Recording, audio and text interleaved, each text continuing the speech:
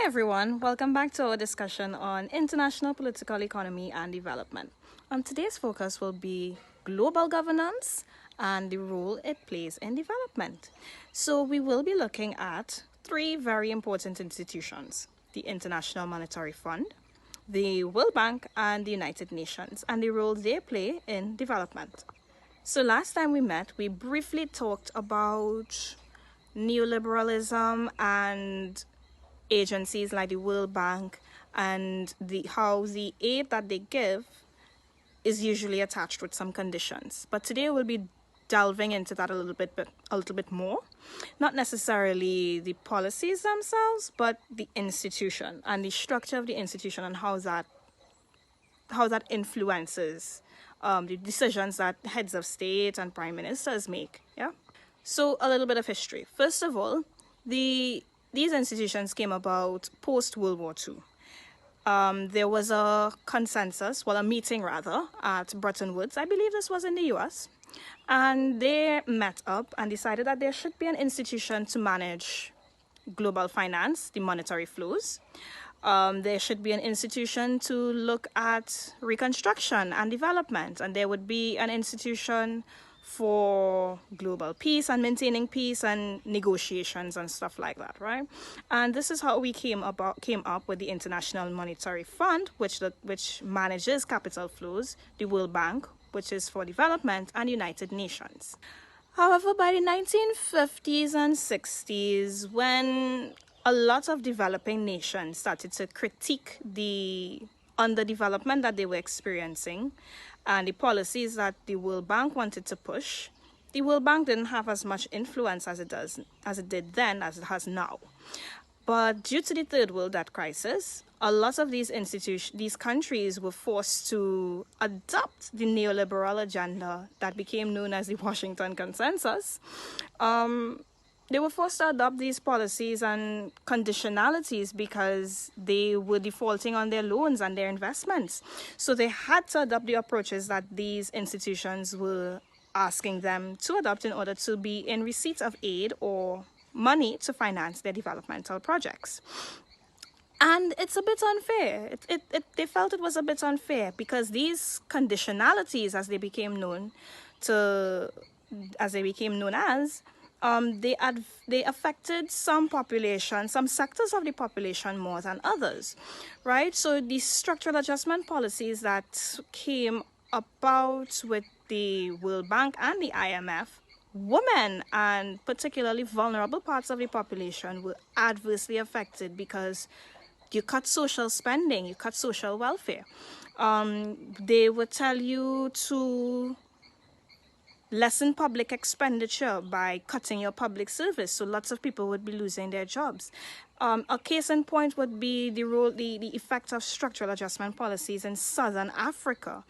And one country, I believe it was Tanzania, I would like to say it's Tanzania, I will double check for you, but one of these countries, they privatized so many of their hospitals that out of the 152 public institutions that they had, they privatized like 80 something of them, 82 to 84 out of those 100. So people ended up having to pay to get healthcare, which is a basic human right.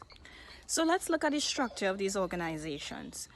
Member countries who belong to the International Monetary Fund and the World Bank, they have to contribute something called special drawing rights, and these contributions are made in hard currency. Now, hard currency is not your usual Trinidad dollar, your Jamaican dollar, your Haitian gourd.